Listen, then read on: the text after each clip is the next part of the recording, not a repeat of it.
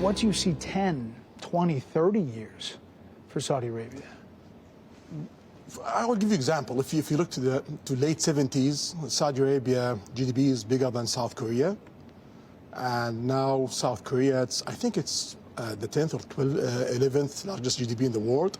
So we believe if Saudi Arabia and really the perfect track, since that time, we will be among the top 7 GDP globally.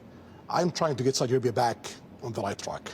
And that was the Crown Prince. Joining us now, the Minister of Economy and Planning, Minister Faisal Alibrahim. Mr. Minister, thanks for being here. You know, this trip is about getting Saudi on the right track. You are doing these big deals with the U.S. The president characterizes it as $1 trillion worth of investment. How do you all see it here?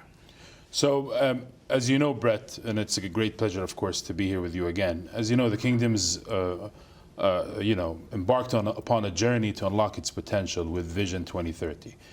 So many elements help the kingdom become prominent in terms of economic power. Mainly that has been coming from oil, but today it is a story about the power of diversification. New sectors that are related to tourism, culture, entertainment, and sports has resulted in a lot of growth and economic drivers and growth engines that didn't exist before. Everything from AI to technology to investments, accessing the great capital markets of the US and the great opportunities in the US to much more. We would love to be competitive in a large and vibrant market, and consumer market such as that in the US. For people who haven't been here, this place has evolved dramatically. I mean, just in the 3 years since I've been here the last time, the percentage of GDP, non-oil percentage, has surpassed 50%. Absolutely. That's significant. For the first time. For an oil country, that's a big deal. Yes, and of course, we're not over-celebrating that, but we're acknowledging this as a milestone. What we want to see is more non-oil exports growing, more non-oil exports as a percentage of our manufacturing GDP. We want to see user experience in the services side, especially on the tourism side, second to none.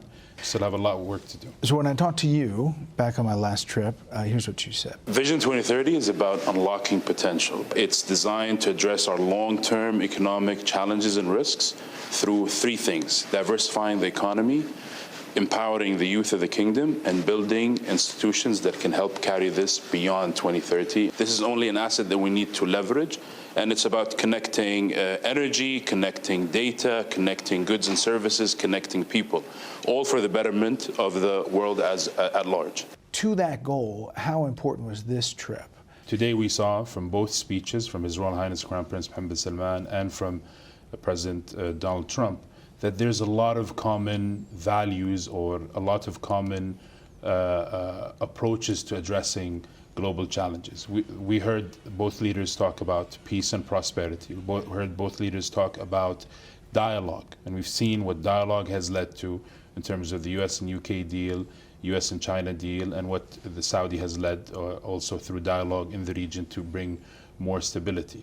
We're talking about prosperity, about investment, about the growth of the private sector, growth of competition and innovation. There was some news out of that speech from President Trump, a number of pieces, but one of the big ones was that the Syrian president will be here tomorrow because the President Trump announced that sanctions against Syria were going to be pulled. It seems like there is, and I saw the Crown Prince applauding loudly, so he's definitely for that. It seems like there is going to be an effort to bring Syria into the fold.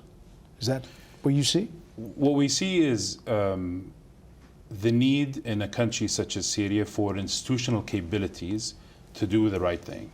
Institutional capabilities can be created through, they have a challenge with the institutions there.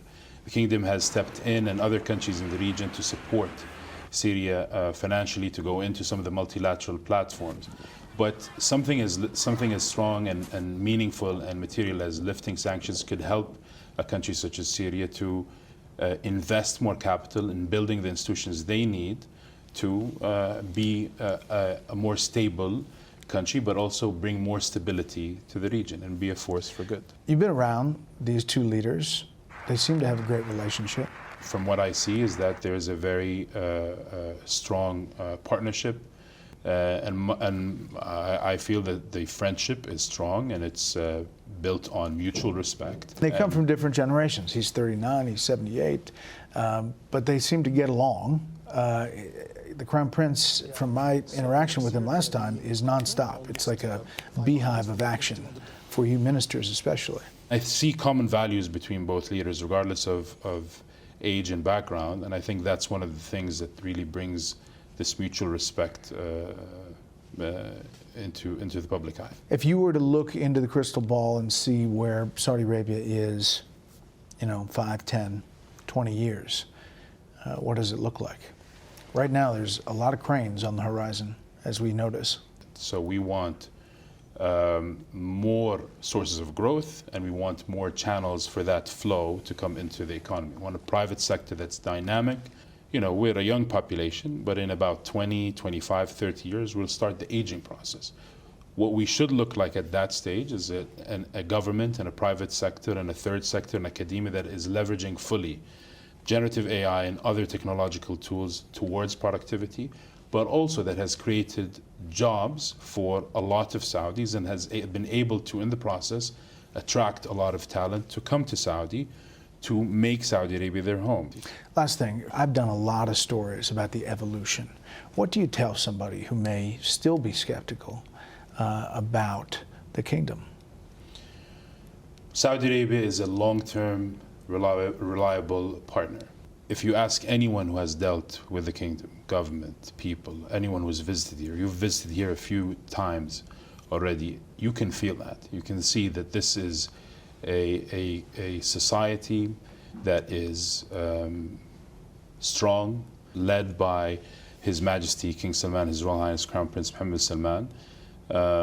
Saudi Arabia has always been and always will be a force for good, for innovation. And it's growing fast. Absolutely. Mr. Minister, thanks for the time. Thank you very much, Brett. Appreciate it.